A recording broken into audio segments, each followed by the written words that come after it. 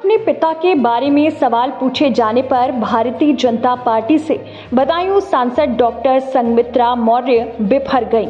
उन्होंने कहा कि वे पिता के बारे में 2-2.5 साल से पूछे जा रहे सवालों से परेशान हो चुके हैं। वे भाजपा के कार्यकर्ता और पदाधिकारी हैं। साथ ही पत्रकारों से कहा कि आप लोगों को पिता पुत्री से ऊपर उठकर सवाल करने चाहिए। जिस चीज का कार्यक्रम हो उस पर ही सवाल करें।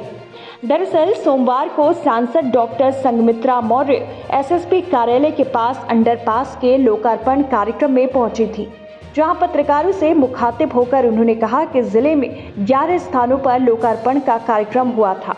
केंद्र सरकार के अंतरिम बजट में 157 नए अमृत भारत स्टेशन का निर्माण कार्य होना है, जिसके अंतर्गत बदायूं का भी एक रेलवे स्टेशन चुना गया है। अब बदायूं रेल सेवा से सीधे जुड़ेगा।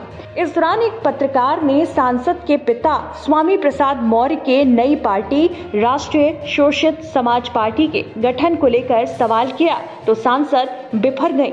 साथ ही कहा कि आप लोग पिता पुत्री के सवालों से ऊपर उठे। वे 2 से 2.5 साल से पिता के बारे में पूछे गए सवाल सुनकर परेशान हो चुके हैं। जिस तरह का कार्यक्रम होना चाहिए उससे संबंधित सवाल ही करने चाहिए। इतना कहते ही वे कार्यक्रम स्थल से निकल गए। आज इस देश के नीचे रखो आईडी आदरणीय नरेंद्र भाई मोदी व रेलवे मंत्री आदरणीय अश्विनी वैष्णव जी के नेतृत्व में लगभग 554 अमृत भारत स्टेशन और लगभग 1500 से ज़्यादा अंडरपास, ओवरब्रिज और रोड का शिलान्यास उद्घाटन हुआ है, जिसमें से बदायूं में भी 11 जगहों पर अंडरपास और ओवरब्रिज का उद्घाटन और शिलान्यास हुआ है।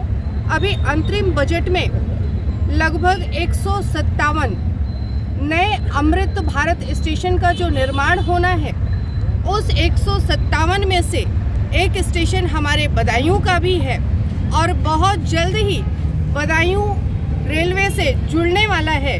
ये हम सब के लिए इस देश के यशस्वी प्रधानमंत्री आदरणीय नरेंद्र भाई मोदी का आशीर्वाद होगा, भाई अश्विनी जी का आशीर्वाद होगा, जो अमृत